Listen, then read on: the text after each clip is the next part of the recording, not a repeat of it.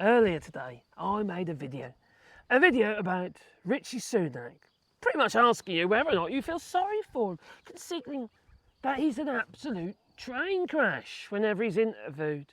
Well, needless to say, I am not. No, I have no sympathy for him. No. I also said I'd like to see him crash and burn, metaphorically speaking. I also mentioned about Keir Starmer and his, effectively his interview when he was asked what he was going to do by a member of the audience. So I got it here, okay? It is 3 minutes long, but it's definitely worth a listen.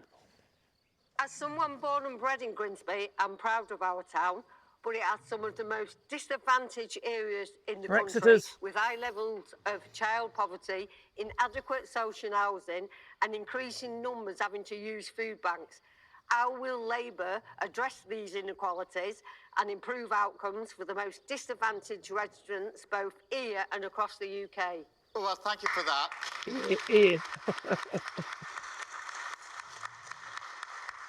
struck a nerve with me. I've been to Grimsby a number of times now, and my strong impression is that you're absolutely right about the challenges that people are facing, and we've had discussions about that even this morning with various groups around Grimsby. The very real challenges, the cost of living crisis, the challenge that people have with schooling and with health. But what I've also been struck by is the pride and ambition that people have in their place and in Grimsby, and the sense that they want a government. So you just try to win them over now. You know, he's tagging on the old emotion. I think the way to do that is to ensure that the government works with local communities, local businesses. We need a growth plan for Grimsby, which your fingerprints are on. I don't want someone standing in Whitehall or Westminster looking at a map deciding what they think is best for Grimsby, because I think with people with skin in the game are the people who make the best decisions. So bang on right.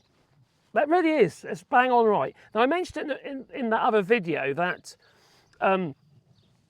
it's so important for local people to deal with local issues. Skin in the game. Now here in France, that's what I mentioned in the previous video, we have a mairie for every single town. And that mairie is responsible to make sure the upkeep and the people and what have you, and it's effectively devolved to each individual town. They know what's going on. They have skin in the game. They see it on a daily basis what needs to be done. And our little mairie, they look after about 3,000 people in this commune, including myself, and they know a lot of them, face to face. We go to the markets and stuff like that. You bump to them, you chat to them, you say hello. It makes a lot of sense.